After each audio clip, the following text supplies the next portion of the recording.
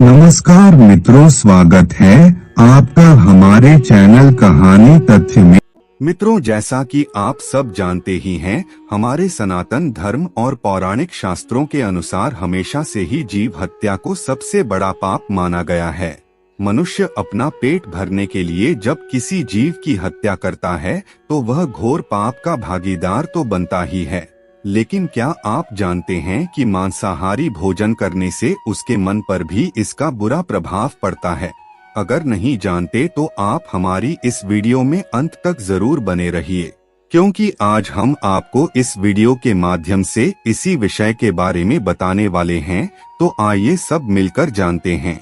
आज के इस वर्तमान समय में मांसाहारी भोजन करना साधारण हो गया है। लोग अपनी जीभ के स्वाद और अपने शरीर को पोषण देने के लिए बिना सोचे समझे एक मासूम और बेजुबान जीव की हत्या कर देते हैं। एक जिंदा जीव को मारने से पहले उनके ऊपर जरा सा भी तरस नहीं खाते। हिंदू धर्म के मुताबिक ऐसे लोग घोर पापियों के श्रेणी में आते हैं और मृत्यु के बाद नरक में इन पापों का सजा भोगते हैं। इसके अलावा प्राचीन धर्म ग्रंथों में यह भी बताया गया है कि मांसाहारी भोजन का प्रभाव जीवित व्यक्ति के मन पर भी काफी ज्यादा पड़ता है। तभी तो हमारे यहाँ एक कहावत प्रचलित है कि जैसा खाओगे अन्न वैसा होगा मन। ऋग्वेद के 10वें मंडल में यह बताया गया है कि जो मनुष्य अश्वर नर या फिर किसी अन्य पशु के मांस का सेवन करता है और उसे अपने शरीर का भाग बनाता है, या फिर वह किसी गौ की हत्या करके बाकी लोगों को दूध जैसी चीजों से वंचित करता है, तो हे अग्नि स्वरूप, अगर वह दुष्ट व्यक्ति किसी और प्रकार से ना सुने तो आप उसके सर को शरीर से अलग करने में जरा सा भी संकोच ना करें। भगवत गीता के अनुसार भोजन 3 प्रकार के होते हैं। पहला सात्विक, दूसरा राजसिक और तीसरा तामसिक। सात्विक भोजन उस भोजन को कहा जाता है जिसमें फल फूल, हरी सब्जी, दूध आदि जैसी चीजों का सेवन किया जाता है। गीता के अनुसार सात्विक भोजन करने वाले व्यक्ति दीर्घायु होते हैं, उन्हें तमाम प्रकार की बीमारियां नहीं होती।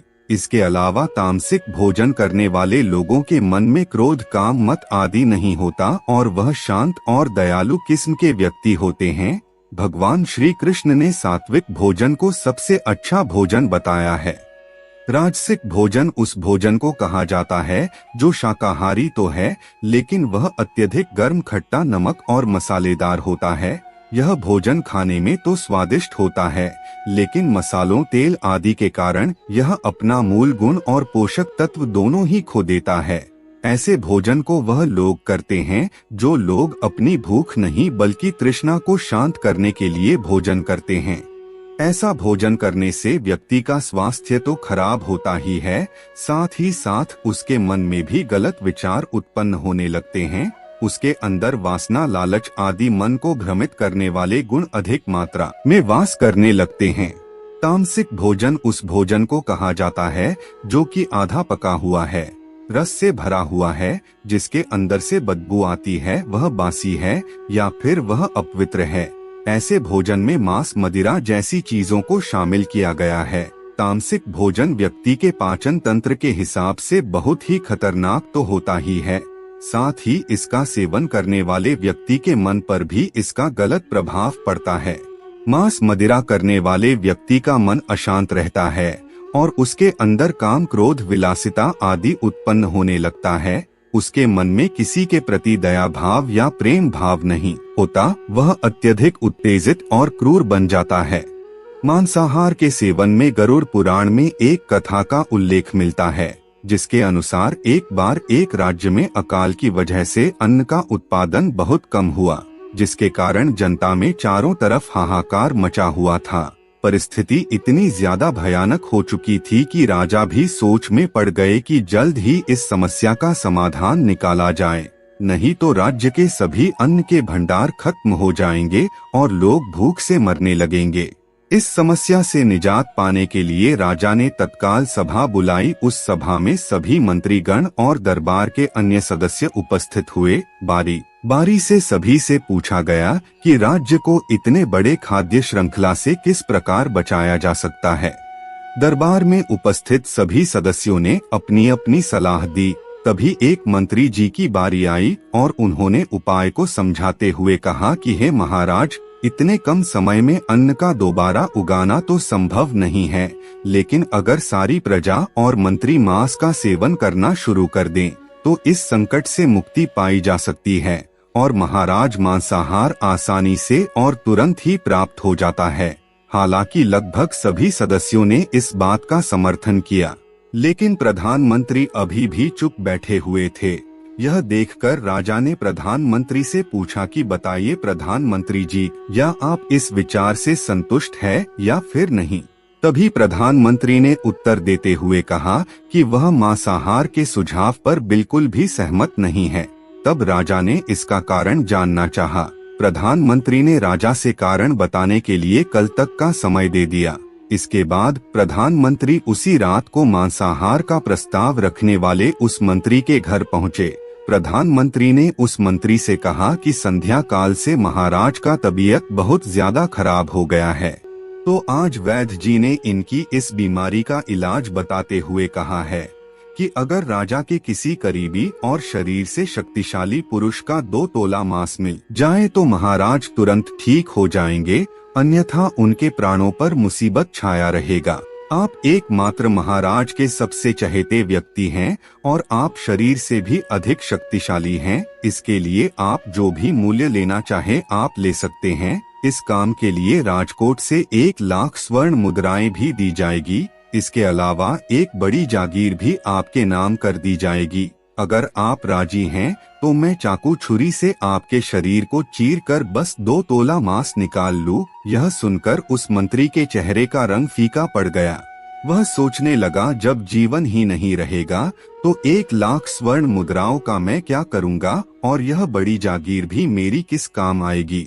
वह अपने कक्ष की अंदर की ओर गए और अपनी तिजोरी से 1 लाख स्वर्ण मुद्राएं लाकर कहा कि महाराज, यह 1 लाख मुद्राएं मुझसे ले लीजिए, लेकिन मेरे प्राण बख्श दीजिए और आप इस पैसे से किसी और के शरीर का मांस खरीद लीजिए। उसके बाद प्रधानमंत्री बोले, मंत्री जी, आप शरीर से मजबूत है और आपकी हर चीज महाराज से मिलती जुलती है, इसलिए राजवैद्य ने खास तौर पर आपका ही नाम लिया है। खुद को फंसता हुआ देखकर मंत्री ने अंग वस्त्र और जूते पहन लिया और प्रधानमंत्री से यह याचना करने लगा कि यह इसके योग्य नहीं है। जब प्राण ही नहीं रहेंगे तो वह इस धन संपत्ति का क्या करेगा।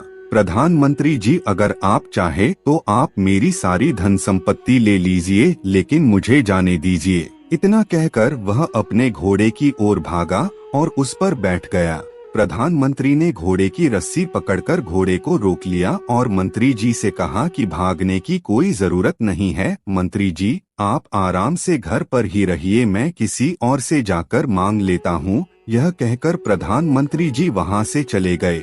उसके बाद मुद्राएं लेकर वह बारी बारी से सभी मंत्रियों के घर पहुँचे, लेकिन कोई भी इस बात से राजी नहीं हुआ। सबने अपने अपने बचाव के लिए प्रधानमंत्री जी को हजारों लाखों मुद्राएं तक दे दी। अगली सुबह जब दरबार लगा तब सभी मंत्री समय से पहले दरबार में पहुंच गए। सभी यह जानने को बेचैन थे कि आखिर महाराज का तबीयत कैसा है। थोड़ी देर बाद सभा में महाराज का आगमन हुआ और सिंहासन पर आकर बैठ गए।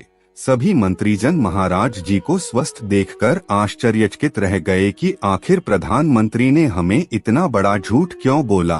तभी प्रधानमंत्री ने राजा के सामने 1 करोड़ स्वर्ण मुद्राएं लाकर रख दी और राजा से बोले कि महाराज, 2 तोले मांस के लिए इतनी धनराशि मिल गया, लेकिन मांस नहीं मिला। सभी मंत्रियों के नाम बड़ी बड़ी जागीरें नाम करने के लिए भी कहा, लेकिन फिर भी किसी ने 2 तोला मांस नहीं दिया। देख रहे हैं महाराज, मांस आसानी से नहीं मिलता। राजा को बात पूरी तरह से समझ में आ गई। उन्होंने प्रजा को अधिक परिश्रम करने का निवेदन किया और राजा के भंडार से अनाज निकालकर श्रमिकों के देना शुरू कर दिया। इस कहानी से हमें यह पता चलता है कि जिस प्रकार मनुष्य की जान की कीमत अमूल्य है, ठीक उसी प्रकार इस संसार में रहने वाले प्रत्येक जीव की कीमत अमूल्य है।